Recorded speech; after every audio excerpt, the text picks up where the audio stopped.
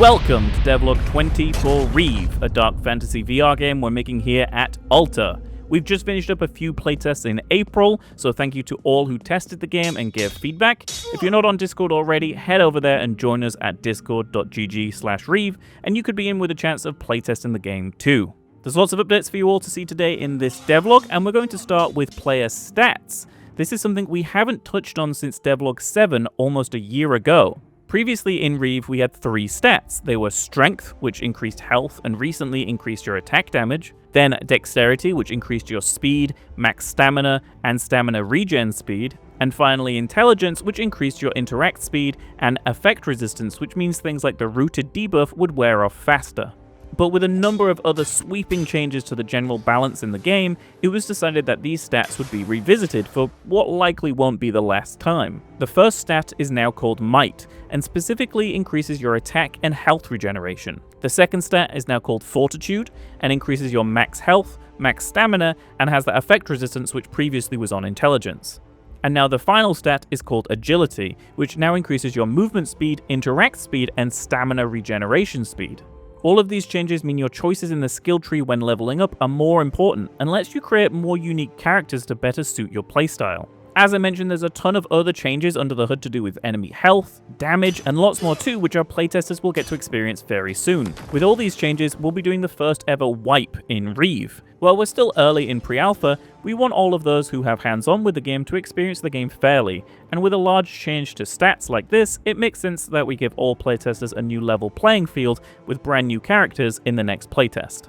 Now these wouldn't be fun new ways to distribute stats if there weren't some awesome additions for you all to see too. And first up are weapons. You're all probably very familiar with the Z-Force, our first short sword in Reave, and you've also probably seen the torch and the shield too. But how about some new weapons? First up is the Quillian, our newly polished up dagger for those with a need to stab. Next is the Huntsman, our very first one-handed axe which packs a punch. Then there's the Raven, the first one-handed hammer which looks and feels awesome to wield. And then there is finally the Vanguard, our brand new arming sword and my personal favourite.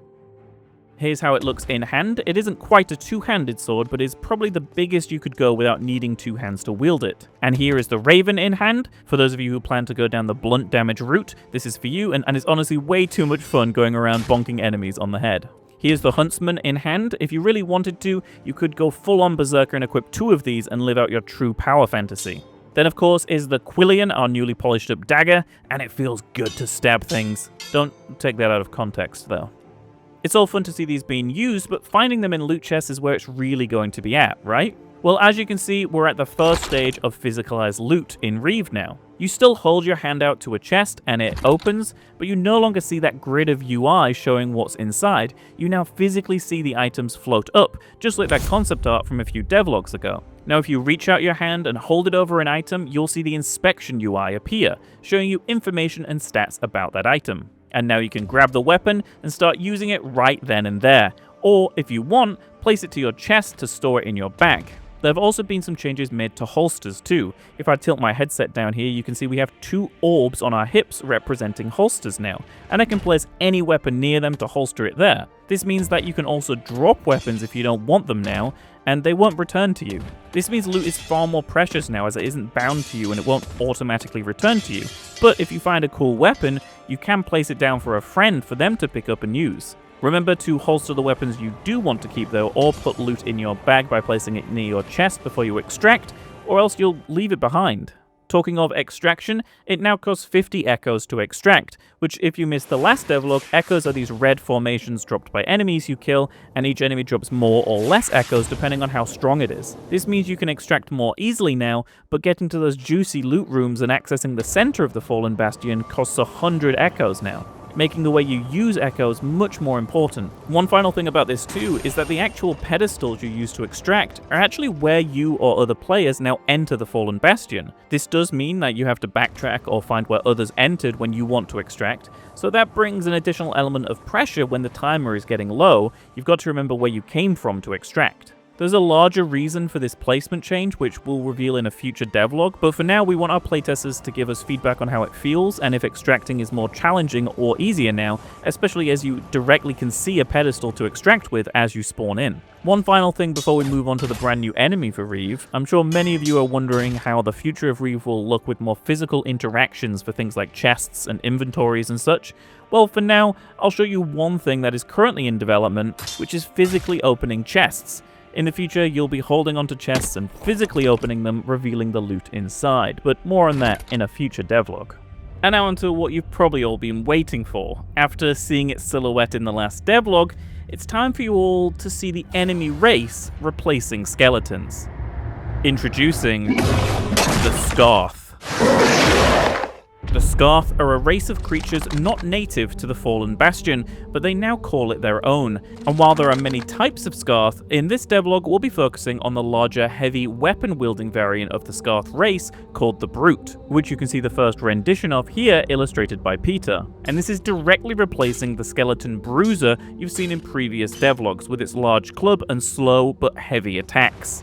We've been concepting the entire race of Scarth for some time now, and the Bruiser enemy is the first one we wanted to replace and present to you all as the Brute in this devlog and for the upcoming playtesters to fight first. While you're checking out some of this awesome concept art by Angela, I also wanted to explain the name Scarth. Just like Reave, which is an old word meaning to raid and plunder, Scarth is another old word, this time meaning rough, bare rock, which you'll see comes across in strange rocky armor, which grows in different formations across these creatures' bodies. Scarth is also similar to another word, scath, without the R, which means to harm, injure, and attack. So Scarth being so similar to that feels like a fitting term for these guys. You'll even see sub-races and apex creatures that are connected to the Scarth in future devlogs too.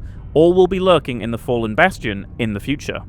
As time has gone on, we've really explored and found a design for the first enemy race in Reave that we're happy with, and you can see here with the amazing 3D artwork that Ozzy created for these creatures that they look just fantastic. There's something quite frightening when you round a corner in-game and see one of these creatures roaring and snapping its jaw before readying to attack. The tease of these creatures in silhouette form that you saw in the last devlog was the first piece of animation work done by our new animator, Matty. And as you can see, he has really brought this first of the Scarth alive with its brutish movements and brutal attacks. I can't wait to show you some of the other animations he's been working on too.